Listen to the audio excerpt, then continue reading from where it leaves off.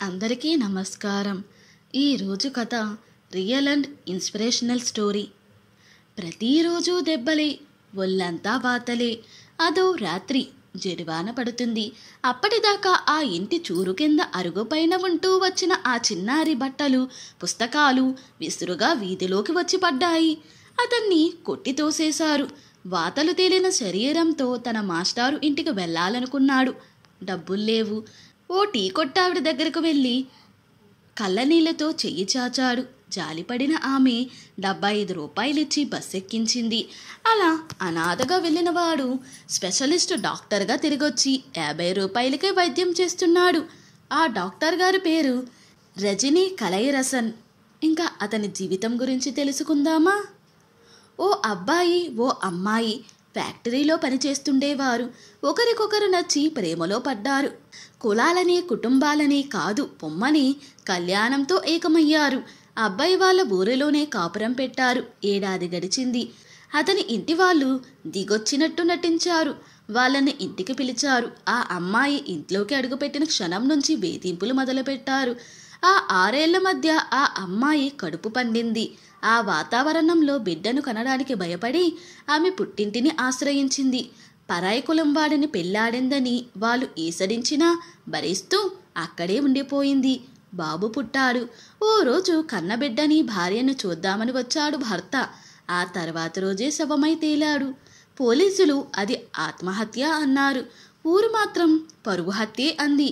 ఏదేమైనా భర్తని కోల్పోయి పసిబిడ్డతో పుట్టింట్లోనూ పుట్టెడు కష్టాలు పడుతున్న ఆమె వద్దకొచ్చారు అత్తామామలు. మా ఇంటి వారసుని మాకిచ్చే అన్నారు. ఏ ఒత్తిడి పనిచేసిందో, ఏ భయం వణికించిందో తెలియదు. ఈ బిడ్డ కానీ మీ ఆస్తి కానీ నాకొద్దు అని రాసిచ్చేసిందామె. ఆ బాబుని నేనే, మా బాబాయ్, పిన్ని దక్కాల్సిన ఆస్తికి నన్ను పోటీదారుగా భావించారేమో. 3 ఏళ్ల వయసు నుంచే కులం తక్కువ దాని కొడుకువి అంటూ నన్ను గుమ్మం పక్కనున్న అరుగుకే పరిమితం చేశారు. ఇంటి లోపలికి అడుగు పెడితే వాతలు తేలేలా కొట్టేవాళ్ళు. పసివాన్నని చూడకుండా రోజంతా పశువుల కొట్టంలో పని చేయించేవాళ్ళు. అందరూ తిన్నాక ఏమైనా మిగిలితే పెట్టేవాళ్ళు. బాబాయ్ పిన్నిల దాటికి నానమ్మ, తాతయ్యలు కీలుబొమ్మలయ్యారు. కనీసం బడిలో చేరితేనైనా నాకింత తిండి దొరుకుతుందని తాతయ్య భావించాడు. టీచర్ల కాళ్ళా వేళ్ళా పడి 1.5 వయసు ఎక్కువ వేయించి మరీ బడిలో చేర్చాడు. ఉత్తరారెడ్డి అని మా స్కూల్ హెడ్ మాస్టర్. నా బాధ తెలుసుకుని నేను మధ్యాహ్నం దాకా వేచి ఉండక్కర్లేకుండా 10 గంటలకే అన్నం పెట్టే ఏర్పాటు చేశారు.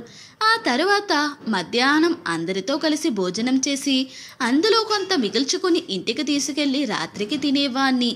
రాగిణి అనే టీచర్ సెలవు రోజుల్లో నాకు అన్నం పెట్టేది. వాళ్ళ పిల్లల పాత బట్టలు ఇచ్చేది. నాకింత అన్నం పెట్టిన అలాంటి టీచర్లే నా దేవుళ్ళు కదా. అందుకే వాళ్ళ మాట జవదాటకూడదని వాళ్ళు చెప్పినట్టే శ్రద్ధగా చదువసాగాను. ఇంటికెళితే ఎలాగో చదవడం కుదరదు కాబట్టి బడిలోనే చదువుకుని హోంవర్క్ పూర్తి చేసుకుని వెళ్ళేవాణ్ణి. ఆ మాత్రం ఆలస్యానికి ఇంట్లో చింతబరికతో చితకబాదేవారు. ఏదేమైనా 4వ తరగతి నుంచి నేనే క్లాస్ ఫస్ట్, 5వ తరగతి స్కూల్ ఫస్ట్ వచ్చాను. సరిగ్గా అప్పుడే నాకు ఎంతో కొంత అండగా ఉన్న తాతయ్య చనిపోయాడు. నేను చదువుకోవడం బాబాయికి ఇష్టం లేదు. దాంతో 6వ తరగతి గార్డియన్గా సంతకం పెట్టమంటే పెట్టలేదు. పాత స్కూల్ టీచరే సంతకం పెట్టి నన్ను హై స్కూల్లో చేర్చారు.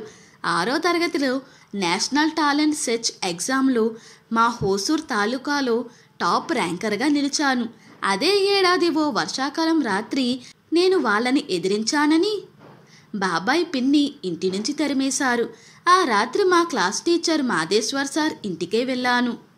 ఆయనది పెద్ద సంసారం కావడంతో ఆ తర్వాతి రోజు నుంచి బడిలో తలదాచుకోవడానికి అవకాశం ఇచ్చారు. 2 నెలల తరువాత అక్కడ ఎక్కువ రోజులు ఉండడానికి రూల్స్ ఒప్పుకోవని చెప్పడంతో నా క్లాస్మేట్ ప్రేమ వాళ్ళ ఇంటికి తీసుకెళ్ళింది. వాళ్ళు పేదవాళ్లే అయినా వాళ్ళు తినే పచ్చడి మెతుకులే నాకు పెట్టారు. సెలవుల్లో వాళ్లతో పాటు కూలికి వెళ్ళేవాడిని. అలా వాళ్ళింట తలజాచుకుని 10వ తరగతిలో స్కూల్ ఫస్ట్ వచ్చాను. అప్పుడే తొలిసారి పత్రికలు నా గురించి వార్తలు రాశాయి. అది చూసి హోసూరులోని ఓ ప్రైవేటు స్కూల్ వాళ్ళు ఫ్రీ సీట్ ఇచ్చారు. 1,00,000 రూపాయలయ్యే హాస్టల్ ఖర్చు మాఫీ చేశారు. అక్కడ అందరికీ అభిమాన పాత్రునయ్యాను. +2 తర్వాత ఎంబీబీఎస్ సీటు సాధించాను. 5వ తరగతి నుంచి +2 దాకా నాకు చదువు చెప్పిన మాస్టర్లందరూ తలా కొంత వేసుకుని నన్ను మెడికల్ కాలేజీకి పంపించారు. అక్కడ చేరిన 2 నెలల తరువాత ఆధార్ కార్డు కావలసి వచ్చింది. నాకంటూ పర్మనెంట్ అడ్రస్ లేదు. దాంతో నేను కలెక్టర్ని కలిశాను. ఆయన ఆసంతా విని రేపొద్దున్నే వచ్చి ఆధార్ తీసుకోండి అన్నారు. తర్వాత రోజు వెళితే నా హాస్టల్ రూమ్ అడ్రస్తోనే ఆధార్ సిద్ధం చేశారు. దాంతోపాటు 1.96 లక్షలకి చెక్కు కూడా ఇచ్చారు. నీ పట్టుదలకి ప్రతిభకి నా కానుక అనుకో అన్నారు. కన్నీళ్లతో బయటకొచ్చాను. ఆ రోజు ఎంబీబీఎస్ 5 ఏళ్ళు నల్లేరుపై నడకలాగే సాగింది. కానీ రేపొద్దున చివరి ఏడాది పరీక్షలనగా ముందు రోజు రాత్రి ప్రమాదానికి గురయ్యాను. గదిలో టీ తాగుదామని గిన్నె దించుతుండగా సలసలా కాగుతున్న టీ పడి ఛాతి నుంచి తొడదాకా చర్మం లేచొచ్చి అల్లాడిపోయాను. ఆసుపత్రిలో చేర్చారు. మెడికల్ కాలేజీ డీన్ సహా ప్రొఫెసర్లందరూ వచ్చారు. రేపు పరీక్ష రాయొద్దులే అన్నారు. నాకేమో ఇంకో 6 నెలలు కోల్పోవడం ఇష్టం లేదు. దాంతో ఎలాగైనా పరీక్ష రాస్తానని మొండికేశాను. చివరికి ఎగ్జామినేషన్ డైరెక్టర్ డాక్టర్ సునీత నాకు ప్రత్యేక అనుమతినిచ్చారు. ప్యాంటు కూడా వేసుకోలేని పరిస్థితిలో లుంగీ కట్టించి లూజు చెట్టు తొడిగించి నా కోసం ప్రత్యేక టేబుల్ ఏర్పాటు చేసి మరీ పరీక్ష రాయించారామి. ఎంబీబీఎస్ తర్వాత చర్మ వ్యాధులపైన పిల్లల వైద్యంలోనూ స్పెషలైజేషన్ చేశాను. అనాథగా ఉన్న నన్ను ఎంతవాణ్ణి చేసిన హోసూరులోనే వైద్య సేవలు అందించాలనుకున్నాను. ముందుగా చిన్న క్లినిక్ పెట్టాను. 20 రూపాయలు తీసుకునేవాణ్ణి అప్పట్లో. కరోనా సమయంలో ప్రభుత్వం పిలుపు మేరకు కోవిడ్ బాధితుల సేవల్లో పాల్గొన్నాను. అది నచ్చి తిరువన్నామలై ప్రభుత్వ ఆసుపత్రిలో ఉద్యోగం ఇచ్చారు.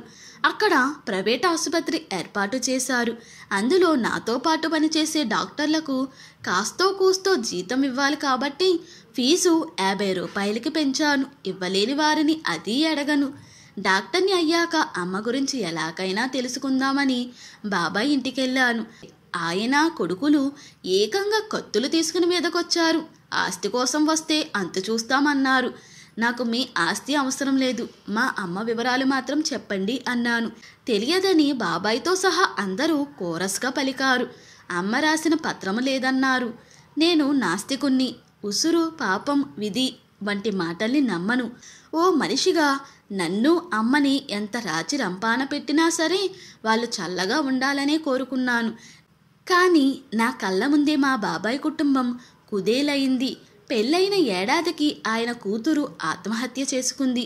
పెద్ద కొడుకు ఓ ప్రమాదంలో చనిపోయాడు. బాబాయ్కి పక్షవాతంతో నోరు, కాలు, చెయ్యి పడిపోయింది. వైద్యం కోసం ఆయన మా ఆసుపత్రికే వస్తుంటాడు. బీపీ తగ్గాలి బాబాయ్ అని చెబుతుంటే దీనంగా కన్నీళ్లు పెట్టుకుంటూ ఉంటాడు. ఇంతటితో ఈ స్టోరీ ముగిసింది. ఈ స్టోరీ కనుక మీకు నచ్చినట్లయితే మరియు నా ఎక్స్ప్లెనేషన్ కనుక మీకు నచ్చినట్లయితే ప్లీజ్ లైక్, షేర్, సబ్స్క్రైబ్.